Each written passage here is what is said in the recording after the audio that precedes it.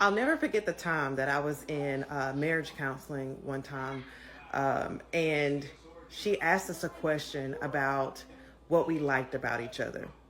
We had been previously talking about, how, our lights had been turned off, how, he wasn't coming home at night, he was spending money in strip clubs. I believe I had found out that he was, entertaining escorts and things like that.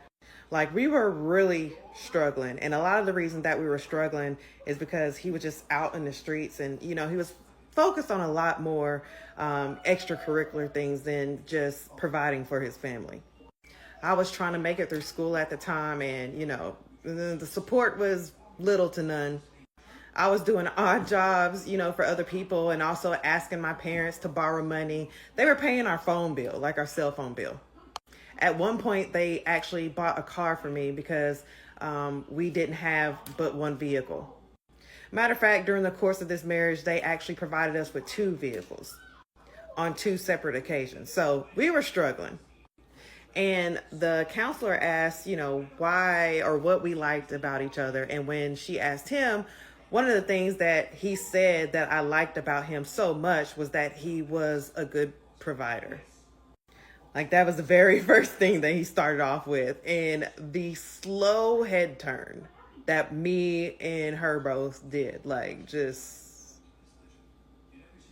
And as he continued to talk, we just both were in utter disbelief that we had just got through talking about how much we were struggling, how he was wasting money on, escorts and strip clubs and, gambling and all sorts of things, how he had all this debt piled up to our eyeballs. And the first thing that this man said that I liked about him or that I loved about him was that he was a great provider.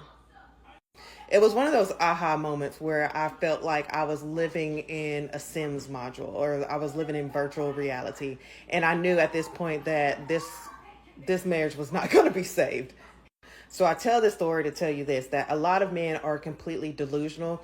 They don't know what provider means. If they did, they would understand that as two adults, especially if two adults are working in the household, financially, two people are providing.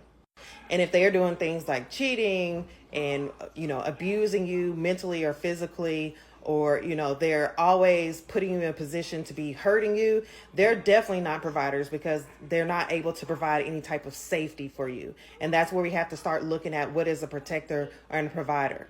It's gaslighting, and a lot of times it can be a huge mindfuck. It's exhausting putting on a mask to the outside world to function and then coming back to your own house and having to put on your second shift mask. We never rest in this situation.